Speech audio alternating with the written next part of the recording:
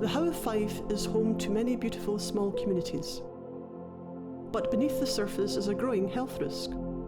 The science says that loneliness is one of the biggest challenges we face. COVID has taught all of us that we can feel isolated no matter what age we are. And it's conventionally, people have thought of it as older people, but 18 to 24-year-olds felt more isolated than anyone else.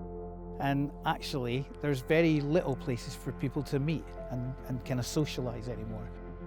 Unfortunately, the loss of these local amenities can lead to loneliness and, if unchecked, to feelings of isolation where people feel cut off altogether. Heats and Hertz is working with these communities to combat this issue, using an underappreciated asset, the humble village hall. We've got 12 village halls in the How of Fife that are still operating. When a lot of the other assets have gone, the village halls are still here, and most of them are owned by the community. The hall's a really important thing for the community. It's one of the only services we have in the community. There's a primary school and then there's the hall. We don't have great transport services here, so that sense of isolation is quite acute for some people. Heats and Hertz is working with groups in the How of Fife to create a range of cultural activities that bring communities together. We want to work with organisations that are already established in the area and see what we can do to try and get people back together and just enjoying trying something different, being creative. And the variety of activities is diverse and surprising. We have a Zumba class, we have a Keep Fit class. An art group come in, do life drawing. There's Taekwondo, I think, for children. Functions, children's Christmas parties. Organisations have a coffee morning. A voluntary community music initiative. One of the rooms was a reading room. We have a group of fencers who use it one evening a week. My drumming workshop, and of course Pogmanay. And we've now put on 40 full-length pantomimes. These people range in both age and lifestyle and come from all walks of life. It's one of the things I love most about the choir. The younger ones come into the book exchange. Well, obviously during the week it tends to be older people or people who are retired. We take youngsters from the age of 9.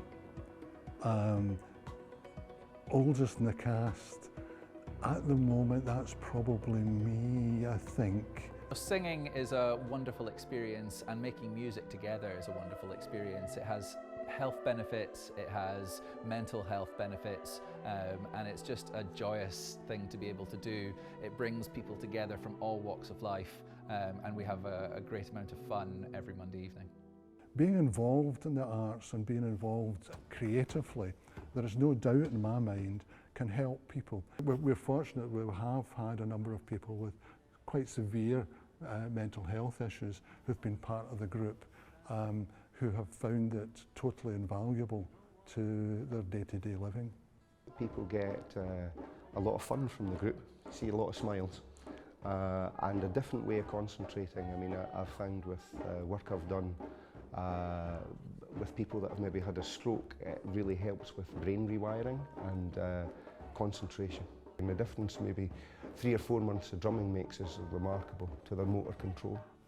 People can get involved in creative ways. They meet people that they perhaps might not meet.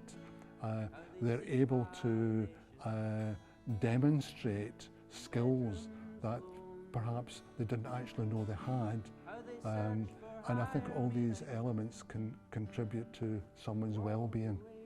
Yeah, the benefit of people getting together, I think, has become more and more obvious, certainly over the last 2 years, and the mental health advantages of getting together. Mindfulness is a bit of a buzzword, but there's something very mindful about getting together with people who enjoy the same thing as you, are doing the same thing as you, and you're able to converse and just meet other people. Without the hall, I can't really bear to think about it, actually.